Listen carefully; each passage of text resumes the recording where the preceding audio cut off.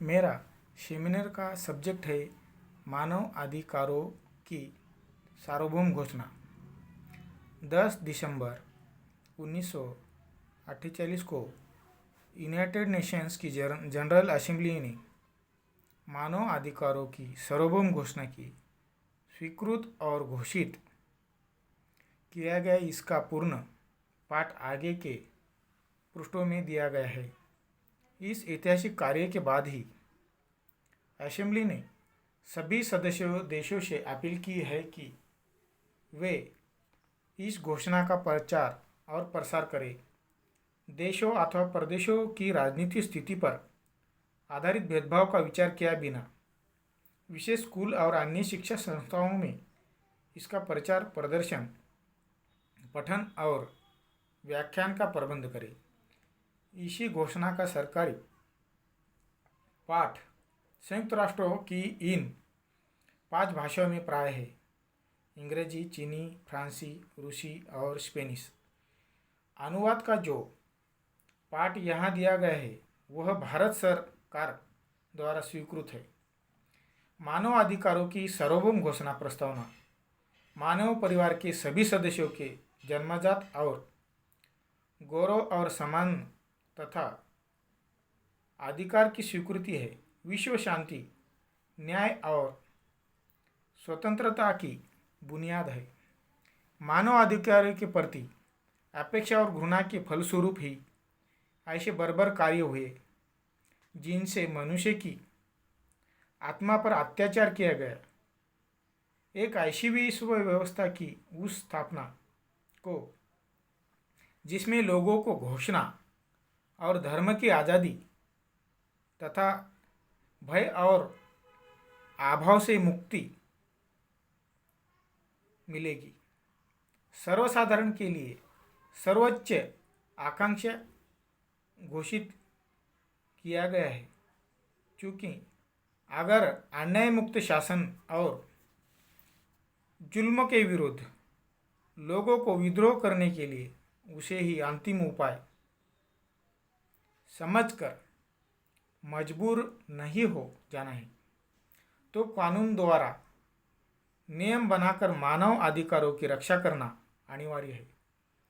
क्योंकि राष्ट्रों के बीच मैत्रीपूर्ण संबंधों को बढ़ाना भी जरूरी है, क्योंकि राष्ट्रों के सदस्यों की जनताओं बुनियादी मानव अधिकारों से मानव व्यक्तित्व के गौरव और योग्यता में और नर नारियों में समान अधिकारों में अपने विश्वास को अधिकार पद में दोहराया है और यह निश्चय किया है कि अधिक व्यापक स्वतंत्रता के अंतर्गत सामाजिक प्रगति एवं जीवन के बेहतर स्तर को ऊंचा किया जाए।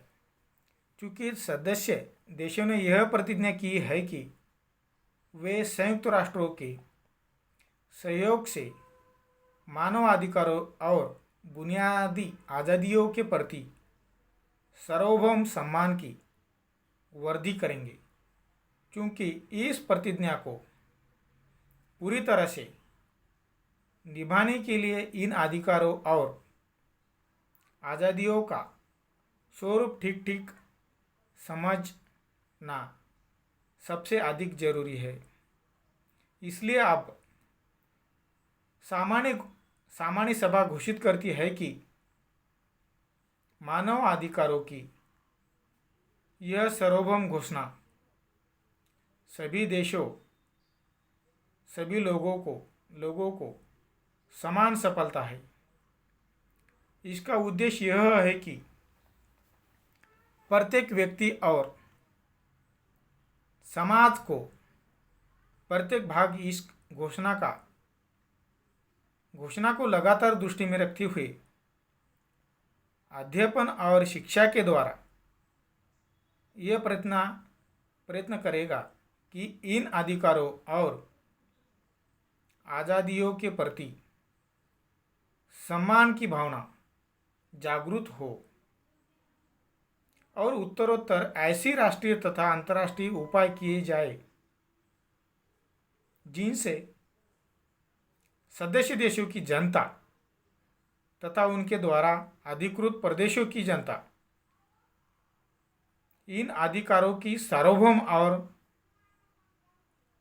प्रभावोत्पादक स्वीकृति दे और उनका पालन करो। अनुच्छेद 1 में सभी मनुष्यों को गौरव और अधिकारों के मामले में जन्मजात स्वतंत्रता और समानता प्राप्त है। उन्हें बुद्धि और अंतरात्मा को देन प्राप्त है और परस्पर उन्हें भाईचारे के भाव से बर्ताव करना चाहिए। अनुच्छेद 2 के सभी को इस घोषणा में संगनिहित सभी अधिकारों और आज़ादियों को प्राप्त करने का हक है और इस मामले में जाति, लिंग, वर्ण, भाषा, धर्म, राजनीति या अन्य विचार प्रणाली किसी भी देश या समाज में विशेष में जन्म संपत्ति या किसी प्रकार का अनिमर्यादा का आदि के कारण भेदभाव का विचार न किया जाए। इस अतिरिक्त चाहे कोई देश या प्रदेश स्वतंत्र हो, संरक्षित हो या स्वयंशासित रहित हो या परिमित प्रभुसत्ता वाला हो, उस देश या प्रदेश की राजनीति, क्षेत्रीय या अंतर्राष्ट्रीय स्थिति के आधार पर वह के निवासियों के प्रति कोई फर्क न रख जाए। अनुच्छेद 3 के द्वारा प्रत्येक व्यक्ति को जीवन, स्वाधीनता और व्यक्तिगत सुरक्षा का अधिकार है। अनुच्छेद 4 के द्वारा कोई भी गुलामी या दास्ता की हालत में न रखा जाए। गुलामी प्रथा का और गुलामों का व्यापार अपने सभी रूपों में निषिद्ध होगा। अनुच्छेद 5 द्वारा किसी को भी शारीरिक यातना न दी जाएगी और न किसी को भी प्रति निर्दय, अमानुषिक या अपमानजनक व्यवहार होगा। अनुच्छेद 6 में हर किसी को हर जगह कानून की निगाह में व्यक्ति के रूप में स्वीकृति प्राप्ति का अधिकार है। अनुच्छेद 7 के अनुसार कानून की निगाह में सभी समान हैं और सभी बिना भेदभाव के समान हैं। कानूनी सुरक्षा के अधिकारों यह है यदि इस घोषणा का अतिक्रमण करके कोई भी भेदभाव किया जाएगा, उस प्रकार के भेदभाव को किसी प्रकार से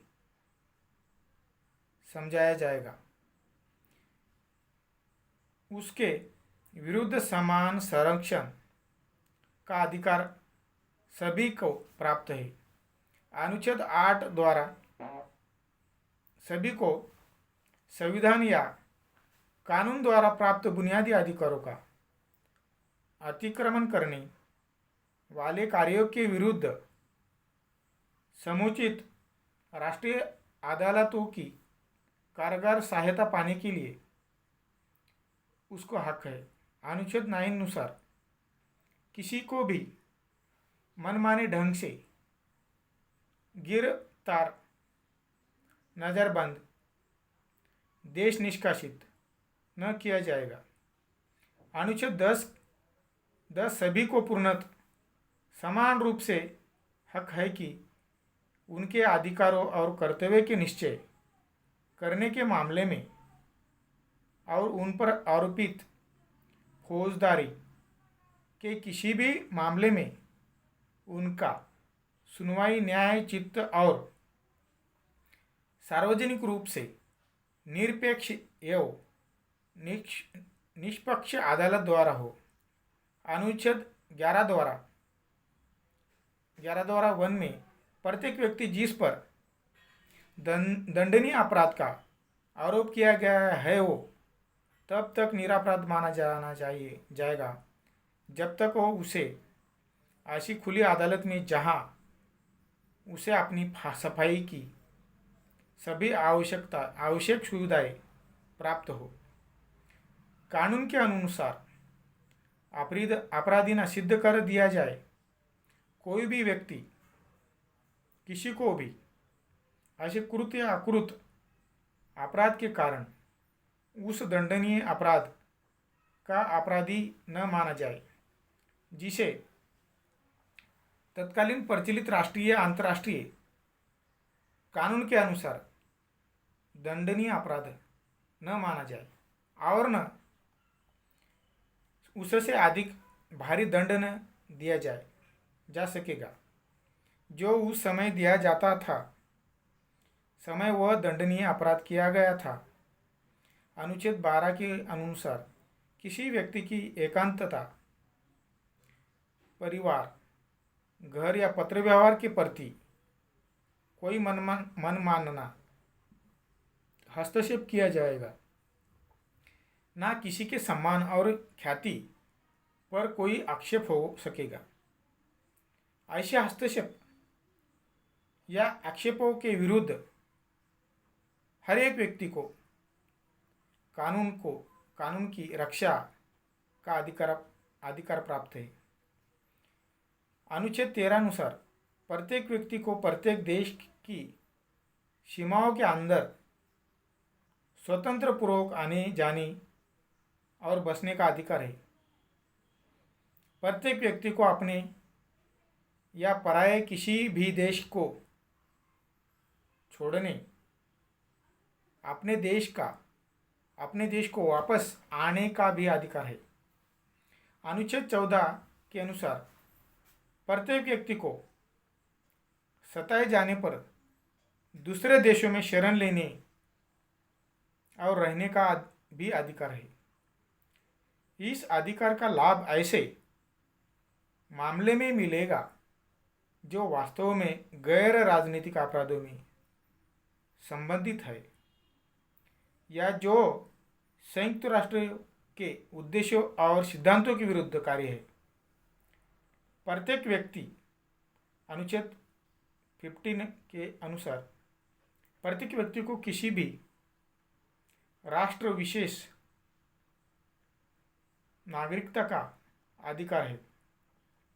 किसी को भी मनमाने ढंग से अपने राष्ट्र की नागरिकता से वंचित न किया जाएगा या नागरिकता परिवर्तन करने से मना न किया जाएगा।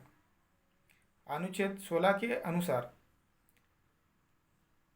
स्त्री पुरुष को बिना किसी जाति, राष्ट्रीयता या धर्म की रुकावटों के आपस में विवाह करने और परिवार की स्थापना करने का अधिकार है।